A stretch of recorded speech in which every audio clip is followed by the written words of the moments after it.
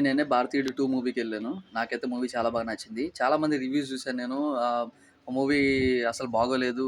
Comeback Indian గాదు, comeback Shankar అని హ్యాష్‌ట్యాగులు పెట్టారు చాలామంది. అసలంత అవసరం ఏముంది? నాకైతే అర్థం కాలేదు. మూవీ అయితే చాలా బాగుంది.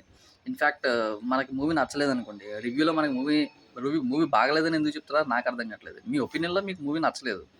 అది అది మీకు ఏ ఒపీనియన్‌లో నచ్చలేదో మీ మీ మీ ఆ టెక్నికాలిటీస్ ఏంటో మీ యూట్యూబ్ వీడియోలో మీరు చెప్తే, మీ ఒపీనియన్‌లో ఓకే.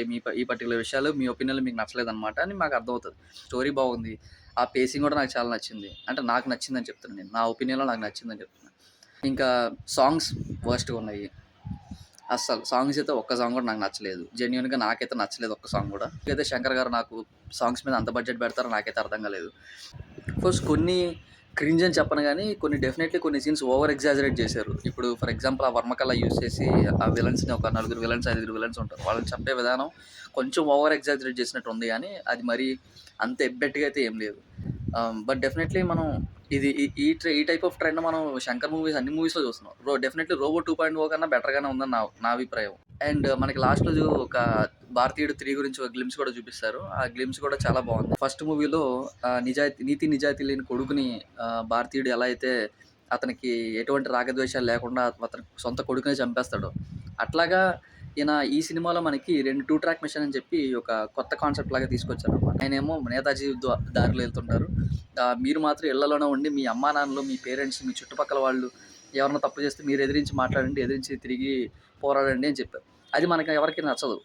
మన ఫ్యామిలీలో ఎవరైనా నీతి నిజాయితీ లేనోళ్ళు ఉంటే మనం వాళ్ళని ఇబ్బంది పెట్టం కదా!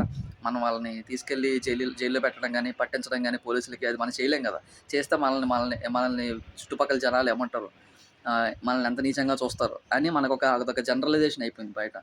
సో, ఆ చిన్న డిఫరెంట్ కాన్సెప్ట్‌ని ఆయన ఎలా తీసుకున్నారో, ఆయన అంత మనోధైర్యంతో ఎలా తీసుకున్నారో, మనం గూడా అలా అంత మనోధైర్యంగా తీసుకొని అలాంటి సిట్యుయేషన్స్‌లో నిలదొక్కుకోవాలనేది ఒక డిఫరెంట్ టైప్ ఆఫ్ కాన్సెప్ట్‌లో చూపించడానికి ట్రై చేశారు.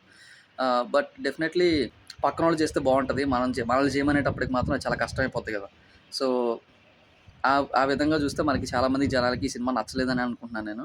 And definitely movie point of వ్యూలో కొన్ని ఎలిమెంట్స్ మనకి కొంచెం ఓవర్ ఎగ్జాజరేట్ చేసినట్టున్నాయి. As I already said. So, maybe అదొక రీజన్ అయ్యుండొచ్చు. బట్ డెఫినెట్‌లీ నా ఒపీనియన్‌లో ఈ మూవీకి నేనిచ్చే రేటింగ్ 7.5. డెఫినెట్‌లీ అందరూ చూడండి. అండ్ ఫుల్లీ ఎంటర్‌టైన్ అయితే అవుతారు గ్యారంటీగా.